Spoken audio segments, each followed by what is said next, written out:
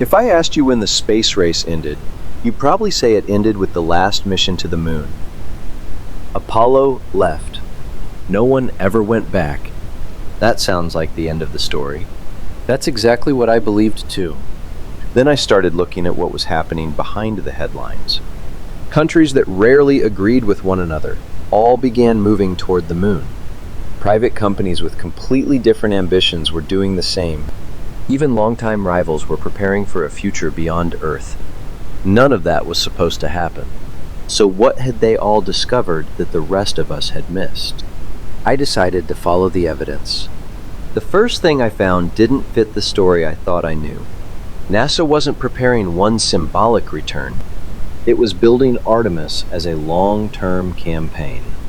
The goal wasn't to leave another set of footprints. The goal was to return again. And again, that stopped me. Because programs built around repeated missions aren't trying to recreate history. They're preparing for something that lasts.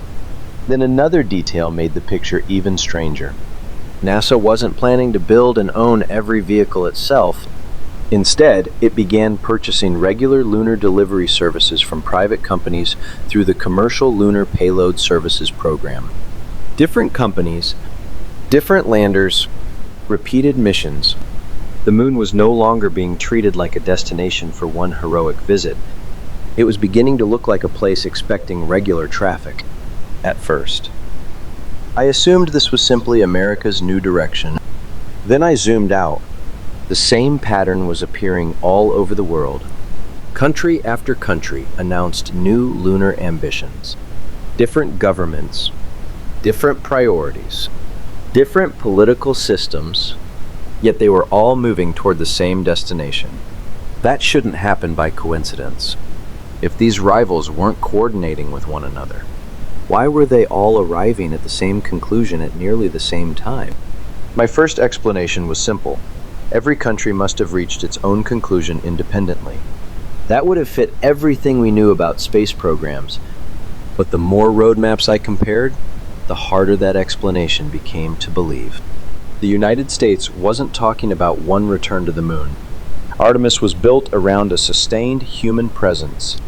Not one mission, a continuing campaign. Then, China revealed something remarkably similar. It announced plans for the International Lunar Research Station with international partners, different name, different leadership, the same long-term commitment. I wasn't expecting that. Then India pushed even further after the success of Chandrayaan. Its roadmap didn't end with one landing. It continued toward future exploration. With growing attention on the lunar South Pole, Europe was moving in the same direction, not by copying someone else, by expanding its own role in long-term lunar exploration. One country could have been an exception, two might have been a coincidence, but this was becoming much harder to ignore. Different governments, different alliances, different ambitions, yet they were all preparing for a lasting presence on the moon. Not a quick visit, not another symbolic victory. Something had changed. Not inside one country, across the entire space community. That left me with a much bigger question. What had changed so profoundly that rivals, acting independently, all decided the moon had become too important to ignore up to this point? I still believe the answer had to be science. That was the whole point of going back to the moon. To discover, to experiment, to explore, at least. That's what I expected. Then I stopped reading headlines and opened the strategy documents themselves. I expected page after page about science. Instead, the same unfamiliar words kept appearing. Security, resilience, competitiveness, infrastructure. After the third or fourth document, I realized this couldn't be accidental. I stopped reading them like space plans. I started reading them like national strategies. One document from the United States described the region between Earth and the Moon as an emerging strategic environment. That caught me off guard. The moon wasn't being discussed as a distant destination. It was being discussed as a place that would matter strategically. Then I found another clue. NATO had officially recognized space as an operational domain. Alongside land, sea, air, and cyberspace, that wasn't the language of exploration. It was the language of long-term planning. That wasn't the language of exploration. It was the language of long-term planning. The same pattern appeared again in Europe and across the Indo-Pacific. Space systems were increasingly described as essential for economic resilience, not optional. Essential. I kept asking myself the same question. If science was still important, why were governments suddenly talking so much about security, infrastructure, and resilience? It felt like I had been looking at the same picture as everyone else, but I had been reading the wrong caption. So if science was no longer the main force shaping this new space age, what was? At first, I thought this was still a competition between governments. That was how every space race had worked before. Nations built the rockets. Nations paid the bills. Everyone else watched. Then I looked at who was actually showing up. It wasn't just space agencies anymore. Commercial launch companies were flying mission after mission. Some were launching satellites. Others were building lunar landers. Some were designing spacecraft that governments didn't even own. That was a completely different model. NASA wasn't trying to build every vehicle itself. More and more. It was buying transportation as a service. The customer was still a government, but the vehicles belonged to private companies. That changed everything. And I looked beyond the launch pads. Investment was pouring into space, not just from governments. Private capital was funding new launch systems, satellite networks, lunar technologies, orbital infrastructure. Universities were expanding research. Defense organizations were planning for long-term operations. Manufacturers were building hardware that hadn't existed just a few years earlier. Everyone seemed to be preparing for the same future. That was the part I couldn't explain. These organizations didn't share the same mission. They didn't answer to the same leaders. Many of them competed with one another, yet they were all moving in the same direction. This wasn't behaving like a traditional geopolitical race anymore. It looked more like the early stages of an entirely new economy. The question was no longer who would get there first. The real question was far more interesting. What opportunity was attracting governments, investors, engineers, and private companies to the same destination at the same time? That's when I realized I had been asking the wrong question. I kept wondering why everyone was going back to space. The real question was why everyone suddenly treated space as something they couldn't afford to lose. Whenever I heard the word infrastructure, I pictured concrete. Roads, bridges, airports. Space never entered that picture. Then I realized we had quietly built an invisible layer of infrastructure above our heads. Then I opened more government strategies. They weren't describing isolated missions anymore. They were describing long-term capabilities, transportation, communications, navigation, logistics, not for one expedition, for continuous activity. That was a completely different way of thinking. The moon wasn't being planned like a destination. It was being planned like infrastructure. That word kept appearing in different forms, not only in one country, across multiple long-term roadmaps. The focus wasn't planting another flag. It was building systems that could support the missions that came after. One mission, then another, until returning to the moon no longer felt unusual. It simply became part of how things worked. That was the moment everything shifted for me. This wasn't a race to win a trophy. It was the beginning of an attempt to build the foundations of future activity beyond Earth. And once I saw it that way, another question became impossible to ignore. If space was becoming infrastructure, what made that infrastructure valuable enough for the entire world to invest in it? Up to this point, I still thought this was mostly a story about astronauts and governments. Then one question completely changed the way I looked at it.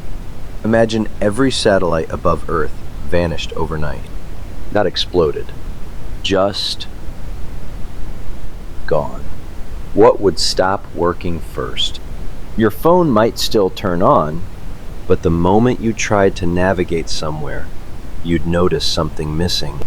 Then you'd realize it wasn't only your phone. Cargo ships, commercial aircraft, delivery fleets, one after another. Entire systems quietly relying on space would begin to lose their sense of direction. Then I found another layer. Banks around the world rely on incredibly precise timing. That timing comes from satellites. Without it, financial networks begin falling out of sync. Communications become less reliable. Transactions become harder to verify. Something I had always thought happened on Earth was quietly depending on space. Then I looked even higher. Weather forecasts, hurricane tracking, wildfire detection, crop monitoring, emergency response, day after day. Satellites watch our planet while most of us never notice they're there. And when disasters strike, those images often become the first clear picture of what's happening. Then came the part that was impossible to ignore. Modern militaries also depend on space, not just for observation, but for communication, navigation, early warning. The same orbital systems supporting civilian life are now woven into national security. That was the moment everything connected. We didn't suddenly become dependent on space. We had been building that dependence for years, quietly, system by system, until it became almost invisible. Which raised one final question. If space had become so essential, why did all of this become practical only recently? My first instinct was to blame politics. Maybe governments had simply become more ambitious. But then I realized ambition hadn't changed very much. The economics had, for decades. Reaching deep space was simply too expensive, too slow, too difficult. Wanting to go wasn't the problem. Getting there was. Then another detail caught my attention. NASA wasn't building every lunar spacecraft itself anymore. It was buying transportation from commercial providers. That felt like a small policy change at first. Then it hit me. Governments usually don't purchase routine transportation to places they expect to visit only once. They buy services when they expect those trips to become routine. Then the economics started changing. Launches became more frequent. Hardware was reused. Competition increased, little by little. The cost of reaching space stopped looking impossible. Suddenly, space wasn't opening because politicians changed their minds. It was opening because the practical barriers were finally beginning to move. Then another piece fell into place. Spacecraft were becoming far more capable on their own. Modern robotic systems could perform increasingly complex tasks without constant human control. That meant fewer people, lower costs, longer missions, and far less risk. I hadn't been watching a political shift. I had been watching an economic one. The technology wasn't creating new dreams. It was making old dreams affordable. That explained the timing, but it didn't explain the destination. If reaching space was becoming easier, why did nearly every long-term roadmap still point to the same place? Why the moon? For a moment, I thought the investigation was over. Cheaper launches, better technology, mystery solved. Then one detail ruined that explanation. If reaching space was becoming easier, why wasn't everyone aiming for Mars? Why did nearly every long-term roadmap stop at the moon first? That couldn't be a coincidence. For years, we were told the moon was just a stepping stone, a place to practice before the real journey. Mars was always the ultimate destination. But that wasn't what the plans actually showed. Artemis wasn't built around one brief return. It included repeated missions, surface systems, a lunar gateway, regular transportation, long-term operations. Everything pointed toward staying, not leaving. Then I looked at China's plans, different program, different partners, the same direction. The International Lunar Research Station wasn't designed for a single visit. It was designed around a lasting presence. Again, the goal wasn't arrival. It was continuity. Then I noticed something even stranger. Everyone seemed to be aiming for almost exactly the same part of the moon. That couldn't be random. So I went looking for the reason. Scientists had confirmed the presence of water ice inside permanently shadowed craters. That changed the entire equation. Water isn't just for drinking. It can support life. It can help produce oxygen, and with the right technology, it can even become rocket propellant. Suddenly, the South Pole wasn't just another place on the moon. It was one of the most valuable locations beyond Earth. Now, those roadmaps made perfect sense. They weren't preparing for another flag planting mission. They were preparing to build the systems needed for people and machines to keep coming back. The moon had never been the warm-up. It had quietly become the objective. And that raised the biggest question of all. If the world was preparing for a permanent presence beyond Earth, what kind of future were they really trying to build? Then I realized something that had been hiding in plain sight. None of these plans actually ended at the moon. They all assumed something would come after it. Human history has repeated the same cycle for centuries. We explore, we return, then we build the systems that make returning ordinary. Every generation has done it in its own way, for the first time. That pattern seemed to be extending beyond Earth. The moon wasn't the final destination. It was becoming the first permanent platform outside our planet. A place where technologies could be tested, resources could be used, experience could be gained, not for one historic moment, but for decades. One assumption I carried into this investigation turned out to be wrong. I expected every country to describe a future it would build alone. Almost none of them did. Partnerships appeared everywhere. International agreements, commercial contracts, scientific cooperation. Even competitors were finding places to work together. Not because rivalry had disappeared, but because the challenge had become too large for any single organization. That was a remarkable shift. The first space race was built around beating someone else. This one increasingly looks like competing and cooperating at the same time. That's a very different future. Looking back, I realized I'd been asking the wrong question from the very beginning. This was never really a story about rockets, or even about the moon. It was a story about the moment humanity quietly began treating space as part of its future instead of its frontier. And maybe that's why this new space race feels so different. The first one ended with a single historic landing. This one may never have a finish line at all. It will simply become part of everyday civilization, one ordinary mission at a time.